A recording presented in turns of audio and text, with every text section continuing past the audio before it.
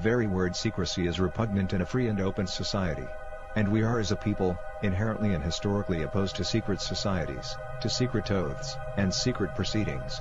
For we are opposed around the world by a monolithic and ruthless conspiracy that relies on covert means for expanding its sphere of influence, on infiltration instead of invasion, on subversion instead of elections, on intimidation instead of free choice, on guerrillas by night instead of armies by day.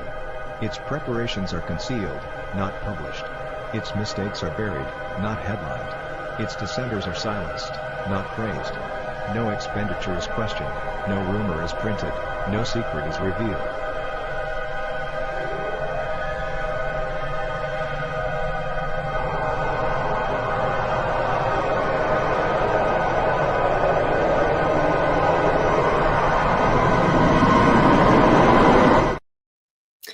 All right, everybody, it is Friday, so you know what that means. It's A-R-E-D, Red Friday, because we remember everyone deployed, and a big shout out and an R.I.P. May you rest in peace wherever you may be. The original JFK. So cheers to you. Let's jump into happy hour with Westwood right after this. Grab something to drink, grab a friend, and jump in the live chat with all of our friends.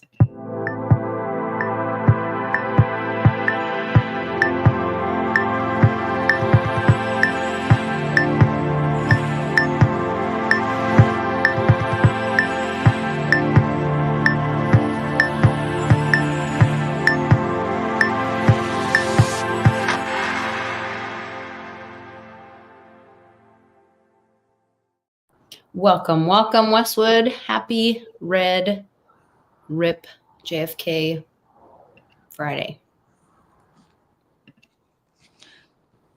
All right, there we go. There he goes. Put some red on. Spirit. The spirit of Friday. Oh, I got the spirits in me. That's the thing. From last night, I think. Oh, that was a great happy hour, or a great Twitter Spaces. Was it? Because I feel like I was a little belligerent. A lot of music. Yeah, I know. Yeah, a lot of music. A little too much, probably. Yeah. Westwood, it's fine. Everybody was enjoying themselves. All right, that's good. I had to, I'm trying to tag everybody here real quick. Oh, you're doing good. You've got a bunch of in the chat. Okay. I'll give everybody a shout out. I'll go through the roll call, everybody. We've got Jake's Custom Parts, Crypto Experiences by St. Jerome. All right. Friend Tom. Charlie G is in the house. What's up? I gotta get through. I gotta go through our duplicate friends. Coffee and Stocks. Mm-hmm. Crypto. You guys had a great Hash It Out this week. If you guys haven't watched that, make sure you go watch that on Blind Dave Crypto's channel right there. You can click on his icon. It'll take you straight to his channel. You can subscribe and go watch the video at another time and like it. But you can save it now to a watch later. Let's see. Got more. Allison, our sweet Allie McTavish is here. Tom, my Dave Warrior, Benny is here, kicking off the weekend. I'm trying to roll through here. Sorry. You're fine. Nana Claus is here. She's getting ready for the holiday season. That's what my kids always called her growing up because she was constantly sending them packages. Nana Claus. Nana Claus. Christmas every day with Nana. JB Rants is in the house. Eat My Steak is here. Steak in the house. Deep steak. Great to see Steak here. Aquarian done napping. Oh, I had to take a nap today. We had to get up. So we're supposed to be up. Yeah. I was supposed to get up at 6. We're going to leave at 6:30 for the hospital. And then, of course, I have so much anxiety that I'm not going to wake up. So then I'm up at 4:30. And then I can't go back to sleep. And then I'm up at 6 or 6:05, I don't know, the whole time. And then I get going, and then we get there early, and then we had to do other testing. We had to drop off at the lab before and then go up, and then I don't know. It was a nightmare. Ugh. We got it done. He doesn't have any weather in his liver, but he may have some other issues. So okay. It's the first time we've done ultrasounds on like all different parts of his body, but they're like an ultrasound and a Doppler. And I was like, a Doppler? Like, Are you looking for storm clouds? yeah, you got weather conditions going on, but I don't know. I guess. Yeah. they said it was a way to like listen to the blood flow, Okay. the currents of the blood. Okay. So Checking out the frequencies. I guess. So Mark Weems is here. Great to see you, Mark. Oh. Jim Montgomery is here. Make sure Hair of the dog here. you'll fight back. You'll fight back. I am. I'm not gonna be like Tyson. I'm gonna be like Rocky, baby. I'm gonna keep coming back. You keep beating me up. I'm gonna keep coming back, even though I can't fight. Even though I can't swing anymore. I'm worn out. I'm gonna keep on going now. There's so much good stuff. I was watching. I love Little Meg Moonbeam on JC's channel, and she said we've just like moved into Sagittarius, and so we're supposed to have very so Aquarius. Weren't we? Or maybe that's a bigger cycle. I don't know. I think this is not like the age of. I think it's like just the astrological. Like this time frame in the year or something. We need to ask Cryptoshi, not a FOMO. Yes, Where's he at? not a phone. Maybe in spaces. Yeah. I don't think it's like the age of. I think it's just like the season. I keep hearing about this age of Aquarius thing. It's like I'm an Aquarian. I'm thinking, when's it gonna be my time? You know, time's running out here. What's this age of Aquarius I've been hearing about? Okay, I also watched Dolores Cannon today, and she said that when she was talking with Nostradamus, that people got it all wrong with the symbols, that the Aquarius is not actually a water symbol. No, it's an air sign, right? Can't remember. Well, I think it's an air sign. It's just that it's pouring out the water or the waters of knowledge, and that's what people think it's a water sign. It's not a water sign. It's an air sign. Like, I really need them to go back and fix that, blah, blah, blah. But she had to talk to him about it. Anyway, she has his phone number. It's fine. I don't even know. It helps me nap. So just, it's okay. You know, start seeing some balloons flying around. You keep waving your hands around like that. I don't see anything. Yeah, but did you see anything? No. No, I'm waiting because, you know. Not all the time. It's only when I say something specifically. No. All right. Only when I say certain things. So today is the anniversary of the assassination of JFK. Coup d'etat. Yes. And we're also I did a really cool interview with Robert Phoenix a couple of years ago, talking about the birth chart of America and the Jupiter return. And we were coming around to, like, I think next July is that right? Is it next July? That's its death 2025 and rebirth or something. I can't remember the exact dates now, and I was like, but could that be, because he was like, oh, this is the death of America and blah, blah. I said, but could that be the corporation? And then could there be a new date, like in March of, and maybe it was last July. And then there was like, or maybe it was a couple of years July ago. I can't remember, but it's been a while. But then it was like, but then could that be the death of the corporation? And then there could be a new birthday. Like a lot of people have talked about, you know, we used to have our voting inauguration, presidential inauguration, or whatever, right? And so could that be, and then a new birth date for America? And, you know, you had watched the video that I posted about, what was it called? Waking up the world, or about the Darien Gap in Panama. Yeah, with Michael Yon on the show. Yeah. It's basically this guy Sean Ryan has this show called talking about the secrets of the Darien Gap, but the vulnerability of America. But then I was unpacking it because it talks about like someone is building a bridge there to link the Americas. Yeah. The North and South America. Yeah. So where before I thought it was just make North America great again, it's the Belt and Road Initiative to include South America. Yeah, I don't know how big the road is, but he said it. You could big enough to drive tanks on. So They I mean, showed some of it on the video. They showed it yeah. in some of his drone footage. So I mean, that's always been, I guess, the thing with that Darien Gap. It's like there's different ways to. It's not fully connected where you can have all the industry going by road the way it needs to go and travel. I guess is the way I took it. And so you got to make little jogs and this and that. It's just not, the infrastructure is not there. But if you got the infrastructure there to connect North and South America, I mean, that can make a big difference. And people will say, well, just make it easier for everybody to come here. And it's like, well, maybe we're going to be going there. Who knows?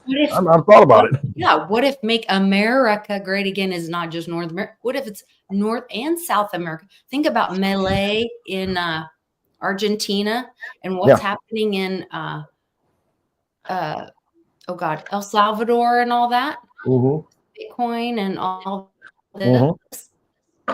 And if they get the Brazil thing figured out, I mean, between that and getting Mexico shit right with the silver, like we could be on equal standing with, think about the footprint of Europe and Asia. Then America, North and South America, like, that would be amazing. It's interesting. We'll see how these blocks line up. We've usually been, I don't know. It's just like everybody forgets about South America. You know what I mean? It's just kind of like, you forget that it's there almost, because not a lot comes out of there, in the news. But it's, it's a big area. It's a lot of things there. Resources. Everyone's seen my butt. Everyone's seen my butt at a meetup. I don't know. I mean, not without clothing on, but I don't know why. Mike Tyson shot. What are we talking about? Oh, maybe that's a joke about Mike Tyson? That could be. Let me look at the chat. These things go right over my head. I don't understand all of it. See what y'all been talking about. I don't know. Yes, definitely hit that thumbs up. Thanks for being here. Everybody's talking about bull runs and $100,000 Bitcoins and all this stuff. Everyone's talking about the $100,000 Bitcoin. It's like it has no value if it's 99.999. I know. Once it hits 100, though, that's it. But that may be the tip of the hat that Jim Cramer is leaning on. What did he say? You said something about him before the show. Bitcoin is the only. Hold on. Yeah, let's hear it. Let's see it. I don't even know. Yeah, he's so ridiculous. Talking to the opposite. I didn't even share what he said because he's such a fool. I think he's a good contrarian indicator. And like I said before the show, I think he is the mouthpiece for the insiders, that when he says something, they do the opposite. That's their sign, and to make the move. That's how he's messaging, I think. I really do, because he's wrong on all these things that he puts out there, especially on X, Twitter. And why do you still have a job? I mean, come on, man. Yeah. There's a reason. He's a useful tool, I think. Here he says, buy or sell. This was 10 hours ago. Greg in Florida. Greg. Oh, yeah, Jim. How we doing? I'm doing well. How about you, partner? I'm doing very well. Ooh. All right, so here's the deal. I've owned this stock for a long time, since 2023. I'm up over 1,000% right now. I don't plan on selling it. In fact, after today's correction, I plan on buying more. But I love what the CEO does. He's the man, the myth, the legend, Michael Saylor. The stock is MicroStrategy. What do you? We call MSTR. We used to call that Mr. MSTR. I've got to tell you, it's a Bitcoin play. I prefer to actually own Bitcoin. I know that Citron put some sort of short on it. All I can tell you is own Bitcoin. That's a winner. And that, ladies and gentlemen. Oh, wait. Did you hear what he just said? Greg in Florida. Bitcoin screwed. But It's wait. going down. That's kind of what Johnny and I were talking about. What Johnny was saying. He was like, wait. He said, own Bitcoin is the winner. I'm thinking, I don't want it now. I'm out. But he was saying that he thinks MicroStrategies is a shit. Right. If you look at it that way, what he's saying is that they're asking about MicroStrategy, the company, Michael Saylor, buying all this Bitcoin on debt, with debt. All this Bitcoin. Yeah, so he's saying that own Bitcoin, that's a winner. He didn't say, get some more MicroStrategy. He said own Bitcoin, that's the winner. So I'm thinking you can really get mind screwed here and think about it. It's like, well, is he saying that you shouldn't buy the Bitcoin and you should buy MicroStrategy because if it's a contrarian call or what? Who knows? I just, whatever. Trust yourself. Go with your instincts. Listen to this guy. Yeah, that's too funny. So in the past, when the last Bitcoin bull run was probably what, 2017? No, 2021, May 2021, and then it kind of double topped in November-ish 2021. It never had like a really big parabolic spike. It was like split up, a little bit here, a little bit there, and so it got up to like 68,000, I think. And then then it dumped into altcoins though, right? Yeah, it did some rolling action. It was. I mean, I think in November you had some they were all different. That was the weird thing. Some pumped harder in May, and some pumped harder in November. Like I look at Litecoin, it peaked in May, and then it didn't in November. Other coins were running up, but Litecoin did not have that double pump. It got up into like low 300 or maybe like $300, whereas in May I think it hit 410 or 13 as a high. So, I mean, it just was a weird cycle compared to the other ones. Now we don't have a lot to compare because there's only been a few cycles, in every 4 years. But looks like it's kind of setting up the same way because I looked at 2020, which was 4 years ago, and October, November, things started popping off. Kind of seeing that now. And then that led into, the big run up in May of the next year. So I think we're pretty close. I mean, maybe closer than we think. It may be over sooner than you think. So be careful and don't think that, it's going to last till December of next year. May not, And some people think it's going to go on forever. It's a super cycle. And it's never going to end now because the institutions are in Bitcoin. So who knows? Just check your boxes. If you got things you want to accomplish and universe provides those opportunities, you might want to take advantage of it. Definitely. Just saying. Definitely. Okay. So back to the video that we talked about with Michael Yon. Yeah. This guy is amazing. I wanted Smart to play guy. a couple of parts. Sure. Not a lot. Yeah. But there were, let's see here. How do I share that page on this tab instead? So it was, because we were talking last night and we were trying to, there's a previous like fort or whatever in Panama, and it's been taken over by the NGOs. And so then he starts talking about how non-governmental organizations, but they kind of operate as arms of government. Right. So like the UN or through the UN, and then there are these privatized. Mm-hmm. And then he mentions one specifically, which I will show a little clip of later, which he's then considered anti-Semitic for mentioning it, that Marco Rubio was part of. Oh gosh. Sorry, Dolores Cannon moment. I'll put that together later. Anyway, they had he was talking about how these people were being brought in and how these parts of the country, different countries, were being taken over by these NGOs and like privatized and basically like stolen, whatever. Anyway, let me play this really quick just to unpack like how this could be a good thing, like where I'm going, oh, this could be positive, and this could be the new super MAGA America. It also could be very dangerous because it could also put America really in a vulnerable position. What the Darien Gap is and why it's pertinent to what we're talking about. Yeah, the Darien Gap is one of the, let's say Panama. Let's widen that slightly to Panama. Panama is one of the most important pieces of land on earth to the United States. A lot of Americans don't get this. Our grandparents got it. For instance, Fort Clayton is the old U.S. Army South headquarters.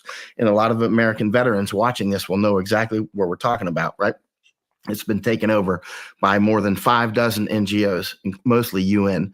But skipping past the details of that, that's been taken over by our enemies. Fort Clayton is literally one of the most important little postage stamp sized pieces of land on planet Earth for Americans.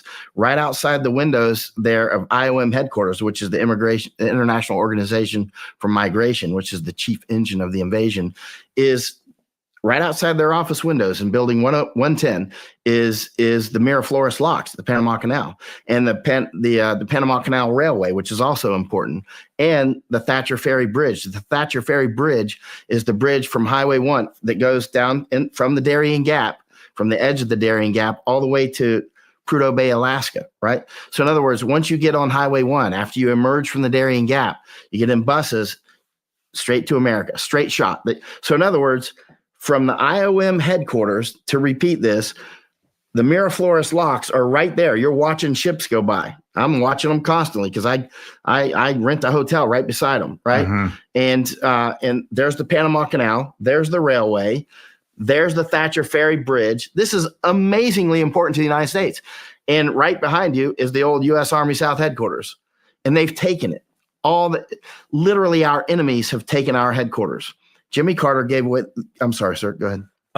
Basically, what I wanted to ask is, can you explain? Look, we are living in a very uneducated America these days, and so can you explain why it's such a strategic and important location for the U.S.? Right. Many reasons. One, location. Of course, the Panama Canal opened up in 1914, and that increased world trade dramatically, right? And so that was 1914 was an important year for other things that we'll talk about later. But so that's important. Our U.S. Navy needs to be able to get between the seas. Otherwise, we need to, if Taiwan comes under attack and you need to shift naval forces, I mean, you need that canal to get through quickly, right? That's one reason. Another reason is just the trade. I mean, a huge amount of, I can't even say how much trade goes through there now because it's dynamic. Like the Suez Canal and the Red Sea issues have caused things to change. So, the 6% or the 11% that you hear, 1 month ago changes by the next time you're able to check. And so there's that. There's also, it's just a strategic location where you can influence or even control parts of South America, Central America, and even North America. That's airstrike distance from the United States, right? And so, or missile strike distance as well. But also there's the connection with Colombia, right? So Colombia is that northernmost country in South America. Actually, Panama used to be part of Colombia. In order to make the Panama Canal, we helped Panama separate off from Colombia, right? Yeah. So it became a separate country, right? And so, but now with the Darien Gap, they call it the Gap because Highway 1, the Pan American Highway, which goes from Alaska all the way through, it ends at a place called Yavitsa. And Yavitsa is where Highway 1 ends. It picks up again about 60 miles later in a place called Turbo in Colombia, right? And then from there, you can go all the way down to the tip of South America, right? Okay. And then think about the significance of today, JFK, Castro, right? Cuba, all that stuff. Yeah, the whole area down there. I mean, you don't realize, and I think the Chinese control the canal, right? Didn't they get given the canal along with Hong Kong? I think it was fine. I think they have the rights, or they may have ownership of that canal at this point. I'm pretty sure. Yeah, I posted that video in the Telegram for everyone to watch. I would also stop at the 18-minute mark and the 30-minute mark. Have great information as well. The 30-minute mark is the one that talks about the very loving and giving Jewish version of Catholic Charities that Marco Rubio so selflessly served under. Yeah, to bring in all of the asylum seekers. And you should all read about that or learn about that. I would encourage. Yeah, I heard the Secretary of State, it should be much easier to monkey around with that stuff now, right? Yeah, I'm sure he can bring them in. The thing is, I mean, if you look at some of the pics right now that Trump is floating, I mean, none of this is official. I mean, this is just, you know, they look at what happened to Matt Gaetz. You know, everybody's, oh, why did they pick this guy? Now he's gone. And so none of this is official yet. So you're getting all upset about people at this point. You know, it's like, oh my God, he's stacking a cabinet with all these people. And it's like, nobody's been approved. Nothing's happened. So let's wait and see what happens, because there's always something going on that we don't know about. If these people get in and are running things, I'm like, doesn't look good on the surface, but I don't know the backstory. It also caused a lot of people to get very inflammatory very quickly. Oh, yeah. Caused But nothing's happened yet. a lot of people to show who they were. You know, when somebody shows you who they are, believe them. Sure. So, Yeah, and there's definitely different factions. I mean, you know, and that's one of the theories about Gaetz. It's like it brought everybody out into the public and showed where they stand. And so now we kind of, you know, again, like you said, you know, we're seeing it. Should have been able to see it by now, I would think. But, you know, hey, maybe the public needs to consume it. The other theory or thought that I heard floating around, another rumor, because we're just at the bar talking, was that got him out of the Senate so that he could be out of the House. Yeah. So that he could maybe be floated for a Senate seat and or governor of Florida. Well, Rubio's seat's open, the Senate seat. That's going to be open. So, you know, you can pick somebody else. I'm not a big fan of Marco Rubio. I mean, you start looking into him, and I'm not a fan at all, based on past experience. I mean, he did a few things and brought some things out in testimony in Congress. But, I mean, you know, the big thing is I just, not a fan. But that Senate seat will now be open, and then the governor of Florida can appoint, you know, someone new. Yeah. Anyway, it's very interesting. It's a great interview. They're on the same channel. This guy, Sean Ryan, does some hard hitting. He only has like 15,000 followers on Rumble. He should have like 500,000. He has some great interviews. There's another video that I would recommend everybody watch that really helped clarify. And there's like one part in the whole video that if you just watch and it shows you the map of, have they deleted it again? I might have to go to another. I think they took it down off Rumble and we had to go to BitChute and find it. And my husband found it. All right. Anyway, it might be hard to find again, but there is like a map of the of Israel's glorious expansion that everyone should be aware of, that I don't think a lot of people know about. So everybody should check that out. I do have that video posted in the Telegram group as well. And it's called like the Israeli magic or something like that.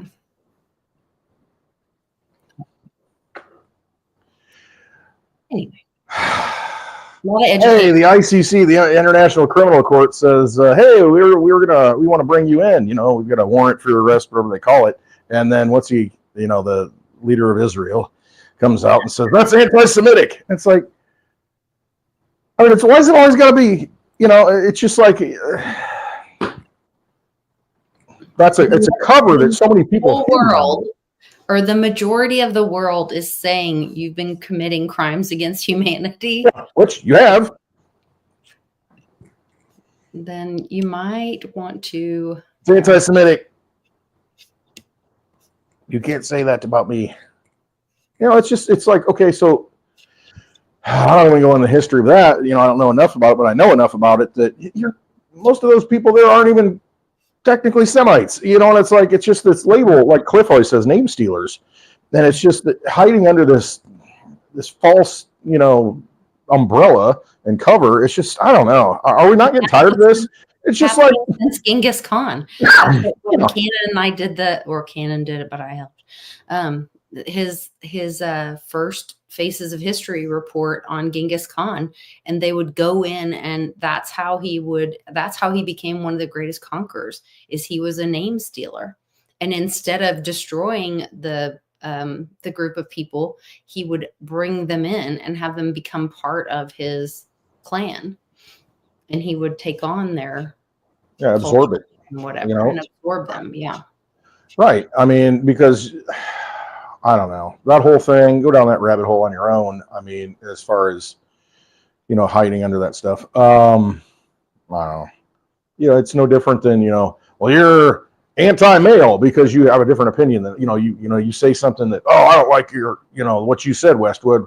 Well, you're an anti-male, you're anti-human, you're anti-white, Caucasian, whatever. And it's like, well, I mean, no, we're arguing points here and facts. Right. I mean, come on. Can't even have a discussion. You know, you got to throw ad hominems basically at people. Yeah, when you're down to name calling, you lost, and that's what I mean. You lost at that point. Lost your argument. You're done. You don't have an argument anymore when you're calling names. Whipping you up into emotion, you know, you hit that emotional level and get people to react, you know, and that's what they've done though. They get us, everything they do, you know, these vampires, they get us to, just like World War II. Nobody wants to go into World War II. Nobody wants to go to Europe. They said World War I not that long ago, and people were like, no, we don't want to go killing people in Europe again. This is ridiculous. We don't want to fight the Germans. You know, Americans had a lot of Germans at the time. It's like, oh, this is where I come from. This is my ancestry. I don't want to go to war. Well, let's have, you know, cut off oil supplies and coax the Japanese into, you know, doing something. And so sure enough, they bomb Pearl Harbor, and it's like, oh, we got to go fight those Asian, you know, people that don't look like us. Oh, wave the flag. And it's like, okay, Roosevelt knew it was going to happen. Wanted it to happen because we weren't going to war. And so they get us whipped up into emotion. 9/11, same thing, you know, whip them up into emotion and then take you to war. And that's what this mystery of Israel explains, is who paid Hamas and what they were willing to sacrifice to be able to have this giant land grab. You got to break a few eggs to make the omelet, Lisa. I mean, come on. That's doing business. That's how they operate, though. And that's why I call them vampires, because they don't care, because the end justifies the means. And that's how they operate. Well, I'm done. Done playing. We all need to be done playing. Because if we don't participate, then the whole thing falls apart. They can't do it anymore. They need us. Well, so Dolores Cannon kind of mentioned today, well, not today, what I was listening today, that she was saying that the Gulf War was over in a month. Is that true? It might have been, as far as, you know, occupation and so much and all that. I'm not sure. What's her point? I mean, so her point was that that it went on for years. Collective consciousness, that we the people said no on the Gulf War, and that because of that it dissipated. Like, we didn't take the bait like 9/11, like all these other trigger events that then ended up in World War II and all the things. And so in Afghanistan and all this. And so, like, if we can figure out what that is to diffuse like this next thing, and not take the bait, not go into the not buy the illusion, not buy the balance. Yes. You know, the mind control stuff that they're doing. Right. Just like right now, an ICBM or an IC or a MERV or whatever it was, you know, got launched and thrown, they're lobbing missiles back and forth. We're going to have World War III.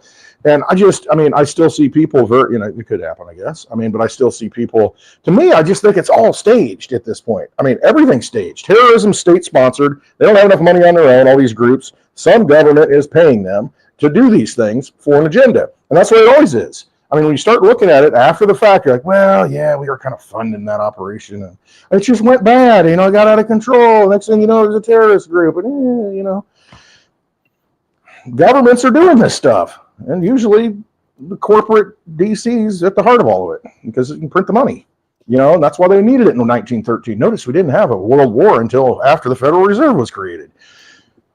And now we've been a perpetual war. How's that work? You don't have to go get the gold and the silver and use a bunch of manpower to fund it and pay people. No, we'll just print it up. Let's start some more wars. And he's going to convince us to get in these wars. It's all just an illusion. Mm-hmm. It really is. So could part of that illusion be this, where Putin is saying, like, I will talk about ceasefire if Trump's leading the discussion. Did you see where Trump had the tie, the blue and the children's tie on, the blue and pink? I did not see it. Yeah, I really didn't look at much today. I don't know if that was taken from another meeting, though, a previous meeting with him and Putin.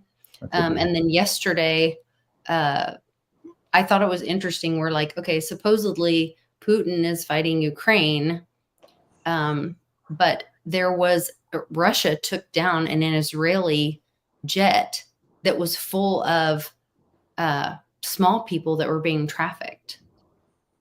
And so it's like, wait a minute, are these two wars crossing? That could be. There's a war behind the scenes going on. Mm-hmm. That we don't know about. I thought that was very possible. There usually is maneuvering. Everybody's saying Litecoin's moving. I'm like, okay, is it? $93, almost 94, somewhere in there. Okay, well, yeah. Yeah, I saw somebody talking about there were charting guys that were talking about $2,500 Litecoin. I've been saying, I'm telling you, so if you look at everything, all the fundamentals are there for Litecoin, all the statistics, all the hash rate, all the minor reserves are the lowest in history. Everything is pointing to the fact that this thing should be exploded in 4 digits already. But everything's reflecting, everything that Litecoin's doing is at all-time highs and, just off the charts, except the price. And the price at some point has to follow. when you've got a limited supply of things, I use it all the time. 0.01 Litecoin for everybody in the world. If you distribute it equally, that's not a lot of Litecoin. 0.01. It's like $7 or what, $9? I don't know. And then everybody's talking about Bitcoin. Here's this one guy who says, hold on, am I showing it? He says, this is crazy. Let me introduce you to one of the most bullish charts in crypto. Litecoin's 6-month bullish pennant. Mm-hmm. The measured move for this has Litecoin at over $5,000. But let's be realistic and say it only achieves half that move at $2,500. Yep. And Litecoin is a meme coin now. So that's it's got everything going for it. It does. It actually works. You can use it. Without paying a bunch of money to move the transaction on the network. The network has the capacity to do a lot of transactions. Been running for 13 years nonstop. Like I said, I've been preaching to the choir on this, on these shows forever. But at some point, people, just like XRP today, it pumped. And it's kind of the same path. This is what's happened before. XRP pumps and then Litecoin will pump. And so you're seeing that and people are like, oh my gosh, I need to get some XRP. When you could have gotten it for 50 cents a few weeks ago, but now it's almost $1.50 or whatever it is, $1.40. Now everybody wants it. Same thing's going to happen with Litecoin. Well, nobody wants to buy a Louis Vuitton until it costs $3,000. Right, and then it means something, right? Okay. Right. Then I got this thing that everybody wants, and that's just crazy to me. I'm like, yeah. Give me the undervalued thing. I'll take the slings and arrows of all the people saying, oh, it's dead. And it's it's far from dead. You look at all the statistics. And it's at some point, though, it will explode. And I think this month, here's my prediction. This month, it's going to close the month, which is a week from now. It'll close the monthly candle over $100. And it just depends on how much over 100. And remember what the significance of this month over other months, not to interrupt you, but is that it's Thanksgiving. And everyone goes home to mama. Yep. And their family gives them shit. Except this year, Bitcoin's almost hitting $100,000. Everybody's going to be talking about it. All the people that said, I gave you shit about Bitcoin. Okay, well, what's the next best coin to get in? Exactly. I can't afford $100,000. Not that you have to do that. $100,000. I didn't listen to you. Right. I missed out. So what's the next best thing? Mm-hmm. And that is where. And they'll be like, oh, you got a Coinbase account? Yeah, I got a Coinbase account. Oh, you got a Robinhood account? Oh, you got this account, that account. Okay, you got PayPal, you got Venmo. Oh, there's Litecoin. You can buy that for $100. Yeah. You got PayPal. And you get a whole Litecoin. Oh, you can buy Litecoin on PayPal and Venmo. Yep. And you can transfer it off. Otherwise, I wouldn't really be talking about it because you can transfer it off in your own wallet. And the other thing is I've done some testing on this. You can send Wimbled Litecoin into the PayPal wallet, into the Venmo wallet, and they will accept it. Some exchanges won't because they want to be able to track the history of everything. But with PayPal and Venmo, for whatever reason, they allow it. And you can send it in there. And, if you want to spend it, you can spend it. If you want to cash it out, you can cash it out. You can buy it on there and you can transfer it out in your own wallet, which I would highly recommend. Think about the history of PayPal. Oh, I know. Elon Musk and Peter Thiel. That's Elon's company. PayPal was originally X. It was the payment yeah, we're going full circle on this thing. source for X. And what's Elon talk about all the time? Dogecoin. What's Dogecoin? It's the same thing as Litecoin. Yeah. Because it's mined on the same equipment. It's merge mine, same network. So at what point does the Litecoin get blurted out? You know what I mean? And yeah, I don't know. It's all makes sense to me. I mean, it's so obvious to me what's going to happen and how shocked people will be, because it really will be a shocking thing. But it's not unexpected if you look at the numbers. It's a 4-to-1 ratio to Bitcoin. I'm not saying it's going to get there, but even if it went 100-to-1, it's 1,000-to-1, or a little even worse than that right now. It's like it's got 10 times potential upside against Bitcoin. That's not the dollar price even. And it's just it's going to make so much sense, and the narratives are already there because they're legit, and people are going to say, oh yeah, it's because of this, and this. Yeah, exactly. It's because of all these things. And when it happens, it happens. You know, it's been a long road, but the thing is, I want money that I can use. I use Litecoin. I spend Litecoin, you know, and it's just, I use it as money, and it works great as digital money. I mean, and the thing is, when people realize how scarce it really is and how little there is for the population, you know, you talk about Bitcoin. There's only 21 million. You know, oh my gosh, like buying digital. It's like buying real estate in Manhattan. You know, like Michael Saylor says, and it's like, okay, well, what's Litecoin? And it's like, to me, it's like buying massive tracts of farmland that are undervalued at this point. You know what I mean? That actually do something and can produce, rather than a big steel building that takes all this maintenance. You know, on a piece of dirt. You know, on an island that, you know, they get swamp. Come on, man. Just saying. Well, and I would say even, you know, Tom saying like gold and silver, and Bix did a video today about the, you know, Texas has been talking about doing a gold backed, and they have legislation for it, whatever. I've been reporting on it for quite a while about their gold and silver backed digital currency, or kind of like a CBDC, which I hate to even use that word because everybody's gonna go crazy, but a gold backed digital currency. And they were talking about it on the 21st at some event, and Bix did a video about it today. But I was like, hot. Okay, but then it gets into like, if is gold then that valuable if you get into that, or is really land more valuable? I don't know if it's usable. Like, right. It gets into use productive case. land. Productive. Right. That's why I use that analogy, because, you know, productive land is different than, you know, 8,000 square feet in Southern California. That, yeah, I mean, you could grow something on it, but you can't because it's in a city, and, you know, you got ordinances and all this. You know, farmland is a different thing than, you know, land that you can put a building on and that's it, and pay an overprice, you know, for the house and the taxes and all that stuff. I mean, and so that's a good thing, because I think the University of Iowa at some point, I should find that study in the past, they did how much gold equals an acre of farmland, you know, or how much silver. I think they actually did that study too. You know, historically, you know, how many ounces would it take to buy an acre of productive farmland? You know, the ratio. An ounce of gold has been a home, or no, is it an ounce of gold has been a coat? No, they always say a fancy suit jacket. You know, a very nice suit. You know, costs an ounce of gold. You know, it tracks that. That's what they've always said. But then there's been an amount that's tracked a house as well. Yeah, if you look historically, you know, there's so many ounces of gold that it takes to buy the average house. And I mean, you know, again, you know, the average house is, who knows what it is. I mean, you know what I mean? It depends where you're at too. But I mean, there's a ratio there. And when those ratios get out of whack, I talk about that a lot. You know, ratios, when they get out of whack, you trade one asset for the other asset. And I mean, and that's just what you do. And when you know what the ratios are, you're just like, okay, I'm gonna make this move. Just like I look at XRP and Litecoin right now. Historically, XRP is way overvalued to Litecoin more than it's ever been. So I'm like, if I had XRP, I'd probably put it into Litecoin right now. Just saying, because that's going to move a lot better. And if you like XRP, fine.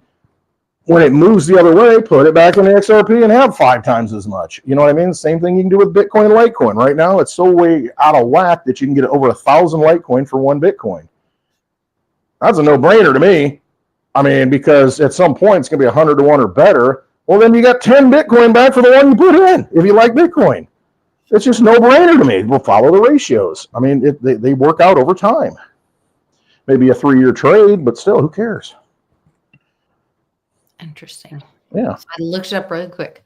Take a 241 median national price for an existing family home and divide it by 2,700. 1770 average natural price to buy an ounce of gold. Come up with gold. Oh gosh, it didn't finish it.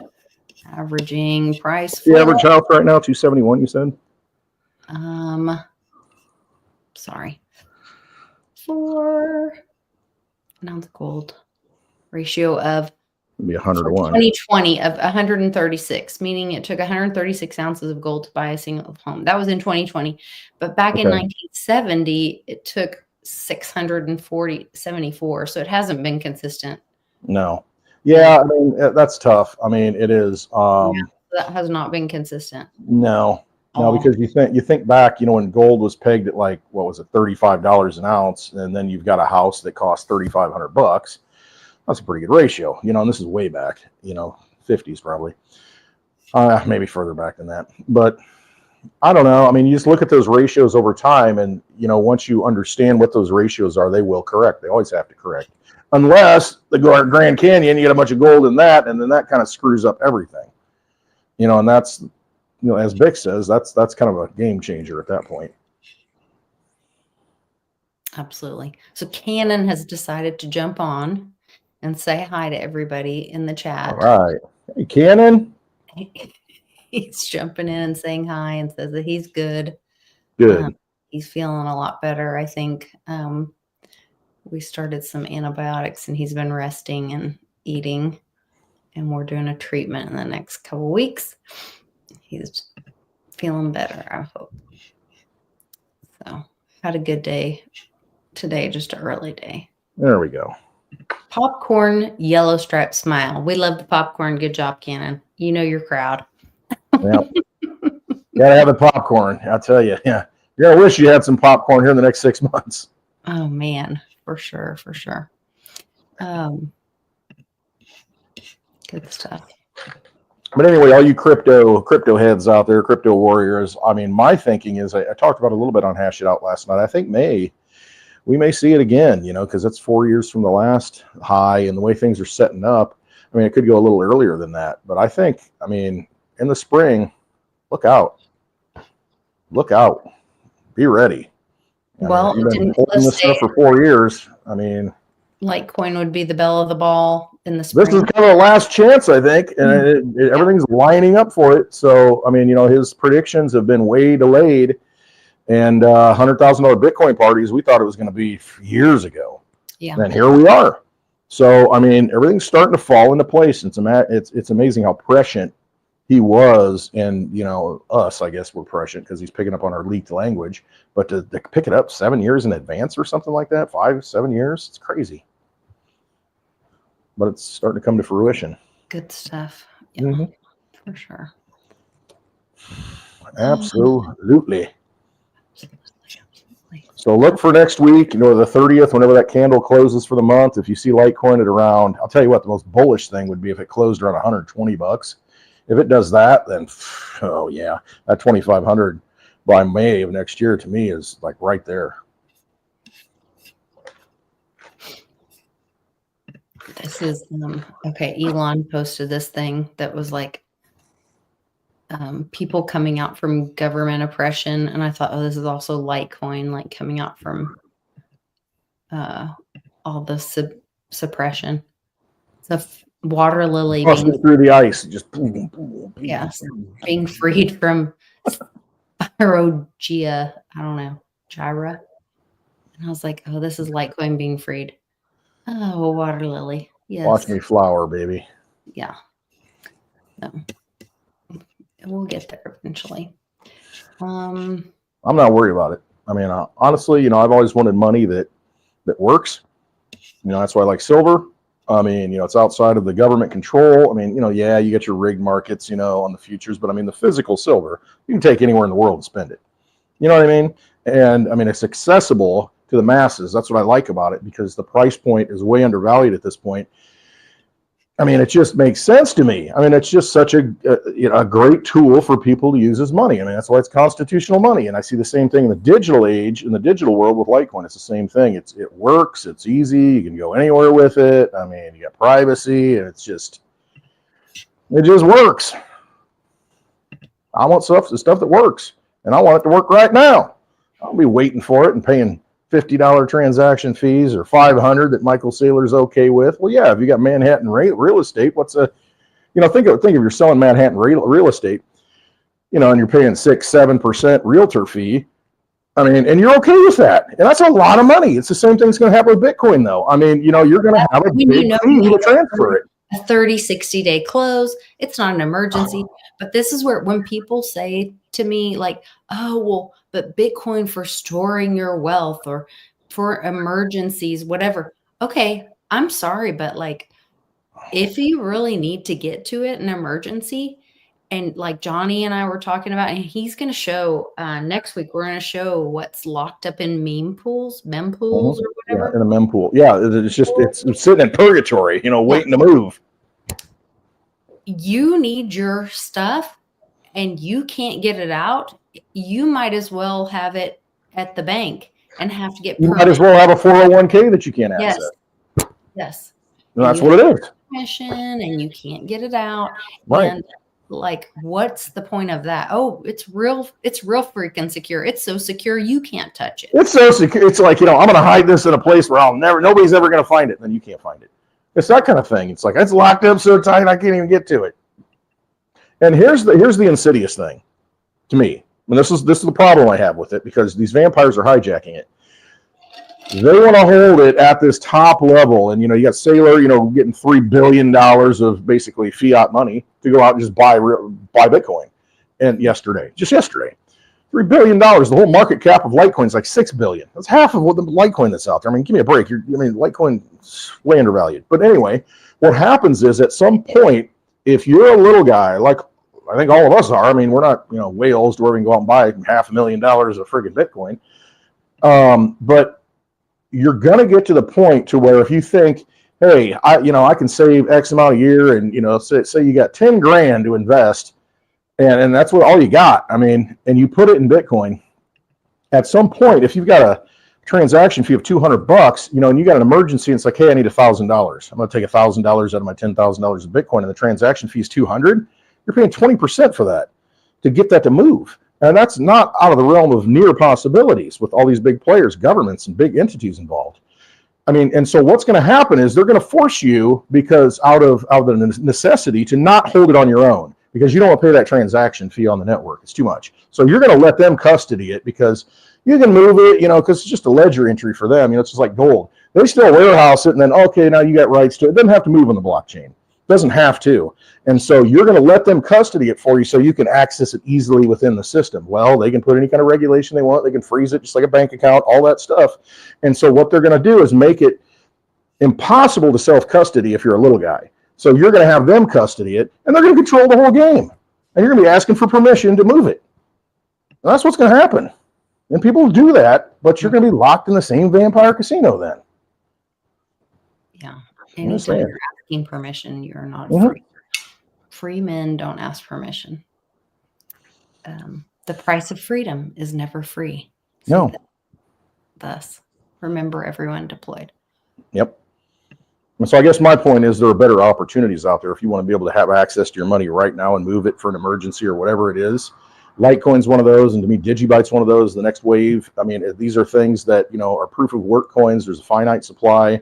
We all have access to those. We can all self-custody, and it's that whole Satoshi white paper thing where you can make a peer-to-peer transaction outside of a bank, outside of a financial institution, outside of a government, and it doesn't cost you anything really. Litecoin transactions like under a penny.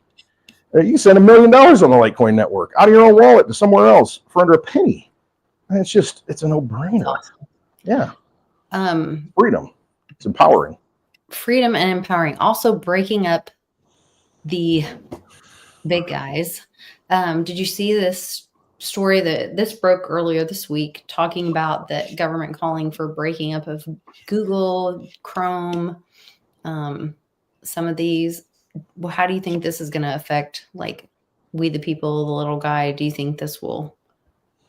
I don't know. It's an interesting thing. I mean, it's like breaking up Ma Bell, back in the day. Yeah, that's what I was thinking of. Yeah. And then you got all these companies, these spinoffs, and then it comes full circle, just like this thing, to where they're buying each other up again. And it's kind of crazy. It goes in cycles. Everything goes in a cycle. And I guess that's what we're talking about a lot with crypto, with everything.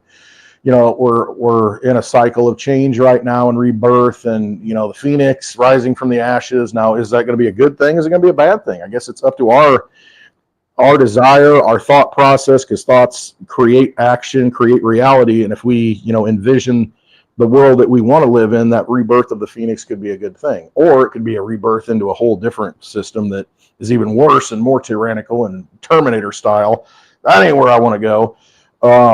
Because technology can be used for many great things, but it can also be used for many enslavement things. And so we have to get back to the Google thing, to go full circle. Yeah, I mean, government breaking that up.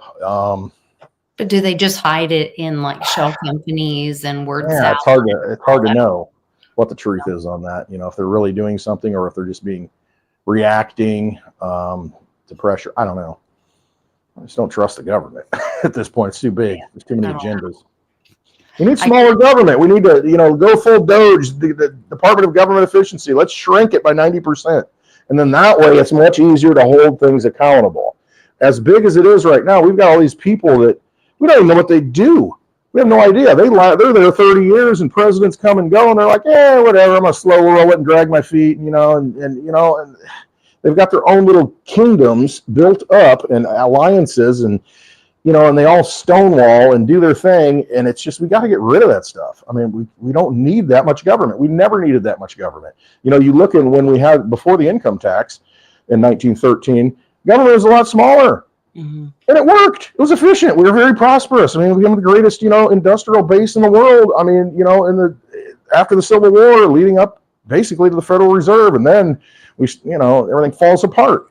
And they centralized all the control. And it's like, no, we need to get back to the point where we're making our decisions. We don't need government to do all this stuff. I just feel like Ron Paul, channeling him a little bit.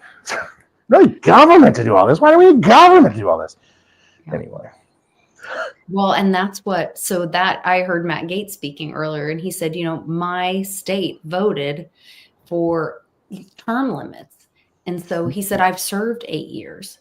And so I also wonder if that was part of him honoring his, what we the people, the people. Yeah, contract with the people. Florida. Yeah, it was right for him to step down or be not part of this next load of Congress. And so that was part of like the plan, the play out of the game or whatever, because he shouldn't be in the next Congress because he's then honoring we the people's right. wishes. And that's it. That's a lesson to take from it. I don't know what the whole thing is with Gaetz. It's a lot of people are confused. I see a lot of people are just kind of dumbfounded as far as what went down with that. I don't know what went down with that, but that is a lesson that can be taken from it. Yeah. If the president can only serve 8 years, why are these people like Mitch McConnell in there for 40 years? Why do we have these people in there for life that again, build these little kingdoms? Chuck Schumer, Nancy Pelosi. Why do we have all these people in there building kingdoms? And for God's sakes, Joe Biden's never had a he's never had a job in his life. He's always lived off of you and me. That's come on. That's insane. Mm-hmm. Insane. It's like winning a popularity contest every year of your life, or every 4 years, whatever, 6 years. And it's just, that's all you do. I mean, you just pander and, and make promises. And that's your whole shtick. That's your game. And give me a break. We don't need that. Washington didn't even want to serve. George Washington. And after one term, he didn't want to serve, again, and he set the precedent of 2 terms and that was it. And that's the way it became until it was made law after Roosevelt, served like 4 terms or elected 4 times. And it's just like, I mean, that's not the intent. The intent was for local people in the community who are responsible to the community, the voice of the community, to go and serve and then come back. It was a service, it's kind of a burden really, to go do this thing. And leave your home and do this, but now they got homes in DC and they live there, and it's. But they write that off because that's their office. Oh yeah, right. And they got 100 staff members. working for them. And I'm like, what the frick is going on here? Then nobody reads the bills that they pass. You know, staffers write them because, you know, and they're having dinners with all the corporations, and unbelievable. Yeah, unbelievable. Oh, there was one other thing. So I was reading through, a lot of people are talking about the Brunson case, and that, you know, today a lot of people were hoping for more announcements from the Supreme Court. I don't know if they heard any of them. I didn't hear any earth-shaking news, but one of the things that I heard was that it's not that the Brunson case was going to overthrow the 2020 election in the way that people thought. It's that what they had found was, and we had talked about it. I was like, wait a minute, what did they just take an oath to? There's not a single Bible in the room. There's not a copy of the Constitution in the room. What are they taking an oath to?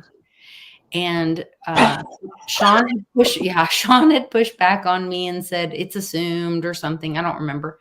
Yeah, but there's no reason why you take an oath. Listen, you're talking about Genghis Khan. So what happens when these nations and these people like this come in, what usually happens is you will, like a king, a new king comes in and conquers you, and it's like, hey, you'll be able to be part of the kingdom. You'll get all the benefits or whatever it is. We'll protect you and do all these things, but you need to swear an oath of allegiance, and you need to do that. Otherwise, we're going to cut your head off.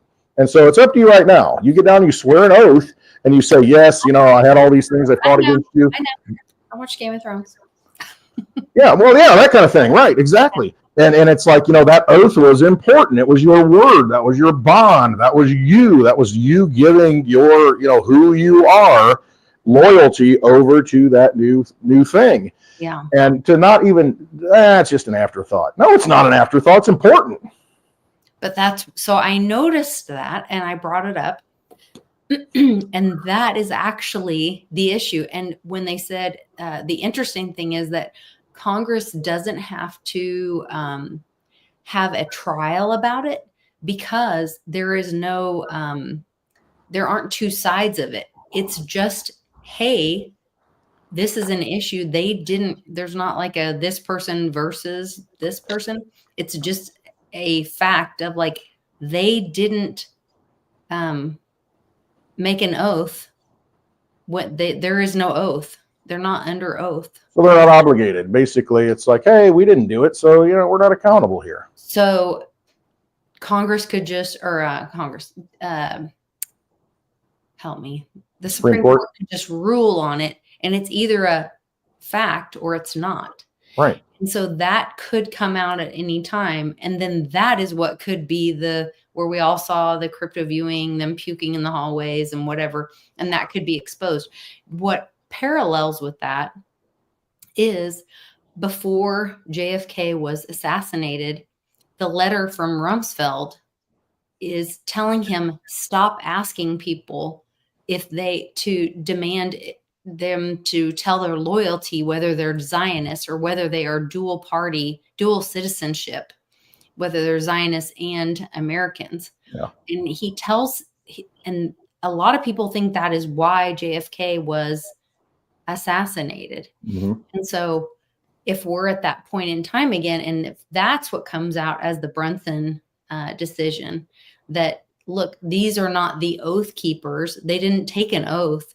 And then it's exposed. Maybe they expose that they had dual citizenship and they're really Zionist too. Maybe they leave that part out because it's just too hard for the American people, but they just say they never took the oath.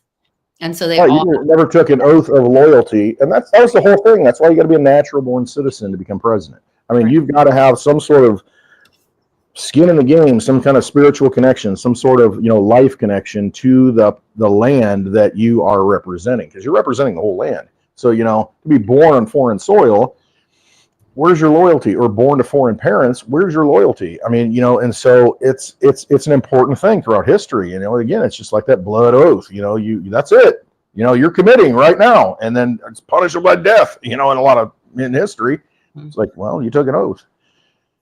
You didn't have to, but you did. People that talk about it, and there's certificate. People can look it up. And then there's also there are debates about it. People can check this website out, theconstitutioncenter.org, breaking down the birthright citizenship debate. And and it's basically, it's my understanding this has already been decided that the United States does not acknowledge another country's claim to citizenship of somebody who's visiting here. And so if you pop a baby out, no, Mom, there's multiple issues with Brunson. So it's not just one thing. Mom's talking about there's multiple things, but Mom knows about another thing. Okay. But and I can go down the whole Twitter thing of it if you guys want me to. But I May guess you live in interesting times. we live in interesting times. May you choose to live in interesting times. Yeah. Maybe that's the bigger thing. At the cosmic level. Definitely interesting. It should go in Trump's favor. And it's already been decided. Overturning the election. The world needs more duct tape and bananas. Did you see that? See that piece of artwork that sold for, what was it, $6.2 million? That's old though, isn't it? That was a few that years just happened. No, this just happened yesterday or the day before. $6.2 million for a banana duct tape to a piece But is that the one that was at SpaceX? Because well, it did sell originally for like $120,000, and then I was going to Justin say Sun. that banana has existed. Oh yeah. Art, And it's not the same banana. I mean, but the concept, it's like an NFT, almost. Okay. But Justin Sun bought it just a couple of days ago. The Tron guy, who's under investigation by the SEC, he bought it for $6.2 million. This artwork with a duct tape banana. Justin Sun bought the banana. Say again. Justin's son bought the banana. Yeah. Okay. Yeah, Mom, the Tron founder, the founder of Tron. Who Charlie Lee was funny. He's got this dry sarcasm that people don't get all the time. It was somebody asked him, "Well, what do you think about Tron?" This has been years ago, and he said, "It's a cool movie or a cool video game." It's just but no, Tron the blockchain. He's like, but he didn't address it. He said, "That's a cool movie." I liked when I asked him at Litecoin Summit when I met him. I said, what do you think about the future for Litecoin? He said, higher highs and higher lows. All right. Thanks a lot, buddy. Just don't know when. Yeah. How long? What's the time frame? To me, it doesn't matter. It's there's been it's sound money for the digital age, and I'll stick by that until I see otherwise. But that's all I've seen, and it's a very, very important thing, I think, going forward. I've always kind of thought that and resonated with that. Well, that's interesting. Yep, the silver rails, baby, the bullet train, economic rails. Anyway. Yeah, $6.2 million banana. This world is bananas. And when you look at artwork throughout history, it kind of reflects the culture. And so they were talking about it on CNBC today. They're just like befuddled. They're like, this doesn't make sense. And then somebody made the argument that it's like, well, it builds the social media presence. It created buzz. It's like advertising. And so there's somebody's willing to pay that because look at all the press they're getting. We're talking about it. And that's kind of world we're living in, this attention-getting world, to where it's all news, if it rises to the top, good or bad, is good news. That kind of thing, and it's a reflection of our culture, and that's what art is. It kind of reflects the culture of the times, and for that to $6.2 million, what's that tell you about where we're at? I guess. I don't know. I think the world is inflated when you have to pay like $9 for eggs. I mean, okay, we went to the, well, we didn't go. I'm lying. The Royal, we went to the store because I hate going to the store because you guys know last night we talked about I went to Walmart and I had to go to Zombieland and I'm like, I hate it. Zombie Nation. So Charlie is my brave warrior and he goes to the store and we mostly don't go to Walmart. There we have a local grocery chain that we go to. Yeah. But still, toilet paper, like normal size, you know, thing, $40. Ain't that a bunch of? That is ridiculous. I know. It's Now, nuts. every time he comes back from the grocery store, it's like a game. He's like, he puts everything out on the counter. He's like, How much you think this was? how much do you think this was? How many Litecoin was that? Oh, dang. My gosh, it's just ridiculous. I'm like, okay. It's wild. I mean, it really is. Yeah. But that's when you free markets are the way to freedom, right? Yeah. I mean, that's really what it comes down to. The free market's going to figure it out and maximize efficiencies. And well, that's where I love that video with Michael Yon because he talks about the Belt and Road Initiative and he talks about them building the pathways. And so like as much as it sounds like you have to really unpack it and it sounds terrifying on one end, like that a lot of it has been used for bad in the past, trafficking people, moving people in, illegal immigration. But if you could make it good railways. Right. But see, by not having a railway, Lisa, by not having transportation, I mean, you create a black market there. You create trafficking. Why do you think create they wanted to 10% deaths. put Ross in jail? If there was a free market and an established railway of people transacting and don't need a middleman, then they can't. Then the gang, the mafia, can't get their cut at every stop. Right, choke points. See, they create artificial choke points. Why don't we have the road already? It's been over 100 years. Why do we not have a road? Why do we not have the infrastructure? We got trillions of dollars and went to other things, blowing roads up and rebuilding them. Marshall Plan in Europe, let's bomb the hell out of it. And then, hey, we'll give you some money. Why do we have to have bank fees and wire fees? And because they need to be able to track you. Because absolutely. To keep you safe. It's for your safety. We didn't have FEMA. We didn't have Homeland Security. You know, we didn't have all this stuff. But, you know, well, we got this problem. You know, 2 buildings came down. And so, you know, we really need to protect you from box cutters on planes. I mean, let's take this all back to weed. I mean, so exactly, big paper. Comes down to big paper. You know, I got these paper mills where I'm making all this wood pulp and all this paper, and it's like, hey, wait a minute, we can't have this, you know, crop that can be renewed as opposed to the trees and the forest and the land that I own. Bamboo, hemp.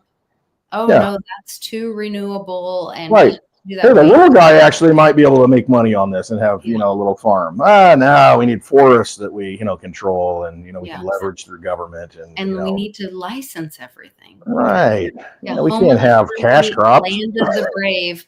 I have all the licenses to prove it. You know? That's the part. Let me see your ID, sir. Ma'am, let me see your ID and registration. I mean, what do you need that for? Yeah. Did I do something wrong? It's saying to me. Did I commit a crime? Yeah. I'm medically exempt from that. I don't know. Yes. I'm mentally and spiritually exempt at this point. I'm just like, can't. I'm Amish. Can't you tell? Yeah, right. This is a horse. Yeah. My car identifies as a horse, okay? Yes. My car identifies as a horse. And that's why it's in the ditch. That's why it's in the field. It's not on the road. No. I'm telling you, I want to opt out so hard. I know. Cannot even tell you. I know all those ding ding ding and glitz and glam and you know the ritual we saw last Friday that we all watched on the full moon and the humiliation ritual. It's just all these things at some point. It's just this is ridiculous. This is absolutely insane. You know, this kind of crap that they put in front of us to, you know, just to show you. They're but they have to show you. They show you. They show you so then they don't have to go. They don't exactly. That's the compact. Their God, because they're like we showed them and they said yes. Yep, you volunteered in. No, we told you what we're doing. We told you we were evil. Think about how many times I like say things to people about like today. my son-in-law posted something about how dangerous sugar was, and this guy posted, one of his buddies was like, well, I drink 12 cans of Diet Coke every day. And I was like, well, that aspartame will kill you faster than the real sugar. And he's like, says you. And I said, As it wipe the drool off the chin, says you. There's studies for Alzheimer's and cancer. I was like, dude. It kind of, the body metabolizes it and it becomes formaldehyde. It's fine. And I was like, fine. Dude. And my son-in-law, of course, jumps in to protect me. He's like, oh, this guy's just a goofy. I said, honey, it's okay. I was like, everybody can like do you. Everybody makes their own choices, health choices. I said, but your buddy really should look into that, whatever. But read the labels, read the vaccine inserts, and then judge accordingly and make your own decisions. Yeah, that's all I'm saying. That's where like they put it in your face. They told you, right? And you chose it. Yep. So, he really wants his Diet Coke, and so he's gonna blink. I mean, think about the fact that you drink. Like, would you ever pick up something? You're thirsty. You're so thirsty. And put it in the dog dish and see if they drink it. Serve my child something black. If I said, here, have this, it's black, they would be like repulsed, disgusted. Americans are like, that looks delicious. Yes, it comes out of a dark can that came out of a factory, and you don't know what's in it. You're going to see it. You see all the stories once in a while where there's a mouse in the bottle or in the can. What the heck happened? I'm going to drink a black liquid, and that looks refreshing. Like, that's some mental illness stuff. I don't even know. That's crazy to me. But I see you have a shark attacking your head. Does that mean you need to go? Baby shark, the baby shark. I got a baby shark. Hey, speaking of baby sharks, I got the baby shark here, and I got the older shark on the way home right now from Alabama. She's on the road, so she's going to be here. On the road. Yeah, during Spaces tonight, she'll probably show up. It depends how long it goes, and is she home for Thanksgiving? Yeah, for about a week. Oh, for about a week, and then back for finals. Then she's got to get back. She's got to get back next week. Last game of the year. They're playing Auburn. Shout out to Parker Blair from Auburn, Alabama and Auburn next week, baby. So she's gonna be back to watch the game. As we talk about the show. I know, exactly. It's a show. I'm paying a lot of money for this show, so I'm kind of invested for the next 2.5 years. All right. Well, everyone go stick your hand down your pants and watch. That's what I'm doing right now. I've got it down my pants, right? Yeah. Al Bundy style. Wonderful. All right. Yep. Well, we'll see you guys on touchdowns in a single game. Pull Kai. I don't know. Yeah, it's Al Bundy, Married with Children stuff. Frank Sinatra, Married with Children. You like Frank Sinatra songs, I do it our way. We do it our way, right? My way. Yep. Mostly my way, but that's okay. You can every once in a while you can choose. Yeah. Mostly my way. All right. Love you. Cold Jaeger in the freezer. We'll see. I might get into it tonight on Spaces. That sounds great. All right. See you.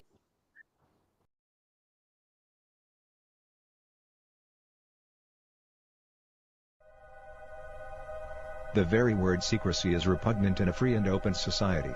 And we are as a people, inherently and historically opposed to secret societies, to secret oaths, and secret proceedings.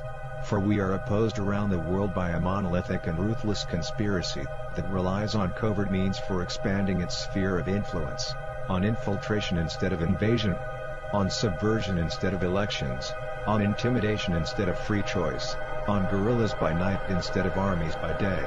Its preparations are concealed, not published. Its mistakes are buried, not headlined. Its dissenters are silenced, not praised. No expenditure is questioned, no rumor is printed, no secret is revealed.